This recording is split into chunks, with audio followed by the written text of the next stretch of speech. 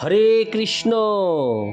আজ আমি পাঠ করব শ্রীমদ্ ভগবদ্ গীতার সপ্তদশ অধ্যায় শ্রদ্ধাত্রয় বিভাগ যোগের শ্লোক 1, 2 ও 3। আমরা ধীরে ধীরে প্রথম থেকে সপ্তদশ অধ্যায় পর্যন্ত পৌঁছে যাচ্ছি। আর একটি মাত্র অধ্যায় বাকি রয়েছে। সেই অধ্যায়টি সমাপ্ত হলে এরপর আমি শ্রী চৈতন্য চরিতামৃত পাঠ করার ব্রতী গ্রহণ করেছি। আপনারা আমাকে আশীর্বাদ করবেন এবং আমার এই ছোট্ট অমৃত চ্যানেলটিকে, অমৃত গ্রহন্ত চ্যানেলটিকে সাবস্ক্রাইব করে আমার পাশে থাকবেন, এইটুকু আবেদন আপনাদের কাছে। নারায়ণ হে নারায়ণ ভবভয় হরণম নারায়ণ। সপ্তদশ অধ্যায় শ্রদ্ধাত্রয় বিভাগ যোগের শ্লোক 1। অর্জুন উবাচ যে শাস্ত্রবিধিমুৎসৃজ্য যজন্তে শ্রদ্ধয়ান্বিতা তেষাং নিষ্ঠা তু কা কৃষ্ণ সত্যমাহো রজস্তম। অনুবাদ: অর্জুন জিজ্ঞাসা করলেন, হে কৃষ্ণ, যারা শাস্ত্রীয় বিধানসমূহ পরিত্যাগপূর্বক শ্রদ্ধা সহকারে পুজো করে তাদের সেই নিষ্ঠা কি সাত্ত্বিক, রাজসিক না তামসিক?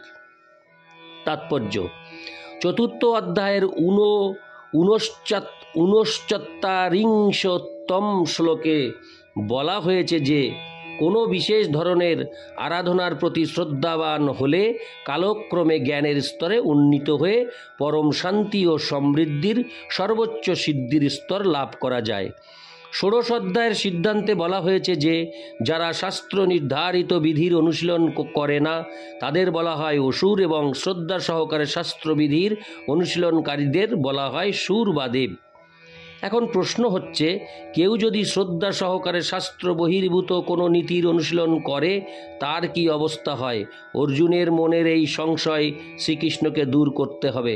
যারা একটি মানুষকে বেছে নিয়ে তার উপর বিশ্বাস আরোপপূর্বক এক ধরনের ভগবান তৈরি করে নেয়, তাদের আরাধনা কি সত্যগুণের না রজগুণের নাকি তমগুণের?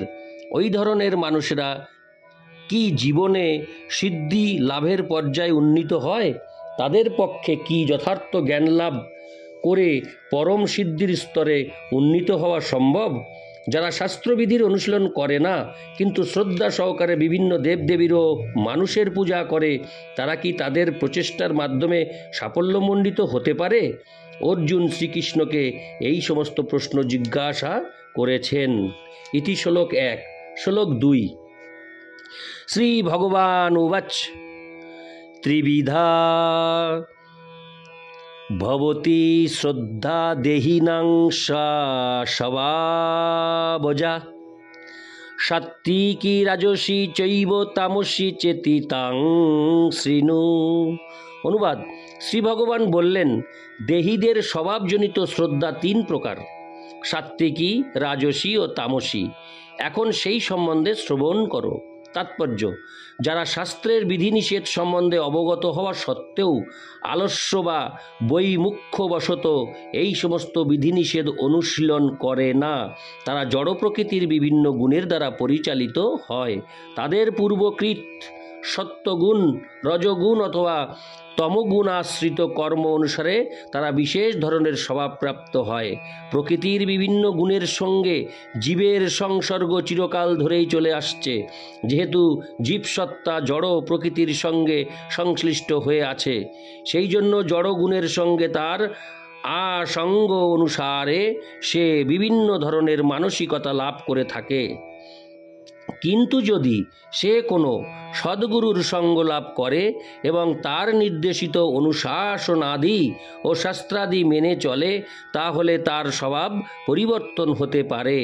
সেভাবে মানুষ ধীরে ধীরে তম থেকে সত্যে কিংবা রজ থেকে সত্যে তার অবস্থার উন্নতি সাধন করতে পারে। সিদ্ধান্ত হচ্ছে এই যে প্রকৃতির কোনো এক বিশেষ গুণের প্রতি অন্ধবিশ্বাসের ফলে মানুষ পূর্ণ সার্থকতার পর্যায়ে উন্নীত হতে পারে না। সব কিছুই সতর্কতার সঙ্গে বুদ্ধি দিয়ে সদ্গুরুর সান্নিধ্যে বিবেচনা করতে হয়। এভাবে মানুষ প্রকৃতির উচ্চতর গুণগত পর্যায়ে নিজের অবস্থার পরিবর্তন করতে পারে। ইতি শ্লোক 2। শ্লোক 3। সত্তানুরূপা সর্বস্ব শ্রদ্ধা ভবতি ভারত, শ্রদ্ধাময় হয়ং পুরুষ যো যশ্রদ্ধ এব স। অনুবাদ: হে ভারত, সকলের শ্রদ্ধা নিজ নিজ অস্তিত্বের অনুরূপ হয়। যে যেই রকম গুণের প্রতি শ্রদ্ধাযুক্ত সে সেই রকম শ্রদ্ধাবান।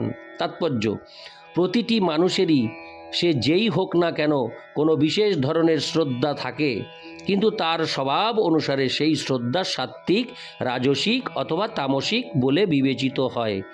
এভাবে তার বিশেষ শ্রদ্ধা অনুসারে সে বিশেষ বিশেষ ধরনের মানুষের সঙ্গ করে। এখন প্রকৃত ঘটনা এই যে পঞ্চদশ অধ্যায়ের বর্ণনা অনুসারে প্রতিটি জীবই মূলত পরমেশ্বর ভগবানের অবিচ্ছেদ্য বিভিন্ন অংশবিশেষ। তাই প্রকৃতপক্ষে প্রতিটি জীবই জড় প্রকৃতির সমস্ত গুণের অতীত। কিন্তু কেউ যখন পরমেশ্বর ভগবানের সঙ্গে তার সম্পর্কের কথা ভুলে যায় এবং বদ্ধ জীবনে জড় প্রকৃতির সংস্পর্শে আসে, তখন সে জড় প্রকৃতির বিভিন্ন ধরনের সঙ্গ অনুসারে নিজের অবস্থান তৈরি করে।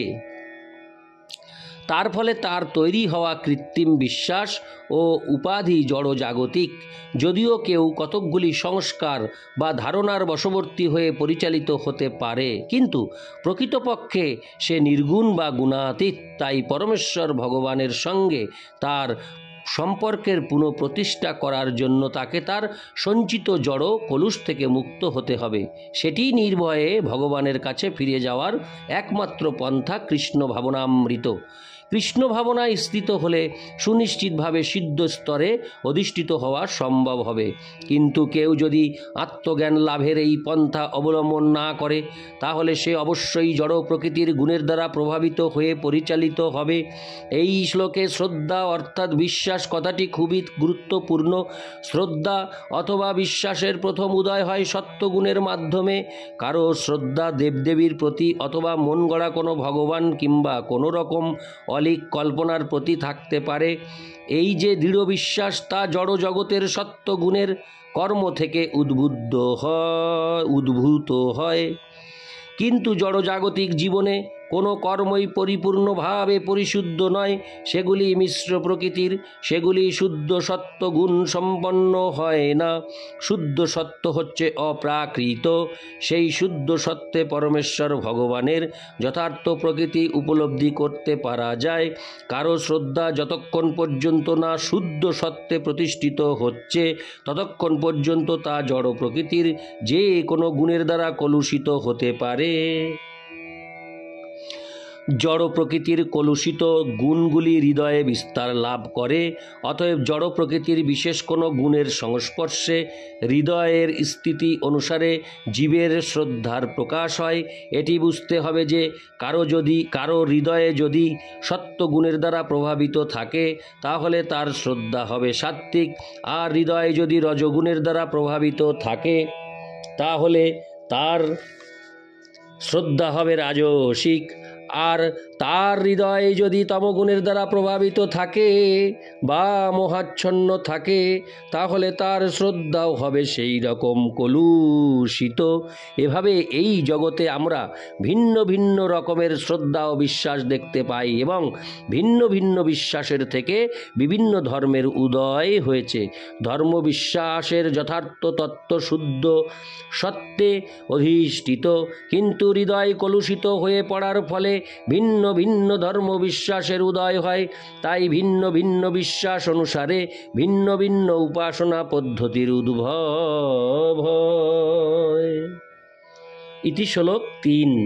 আমি এই অডিওতে শ্রীমদ্ ভগবদ গীতার সপ্তদশ অধ্যায় শ্রদ্ধাত্রয় ও বিভাগ যোগের শ্লোক 1, 2 ও 3 পাঠ করলাম। নারায়ণ হে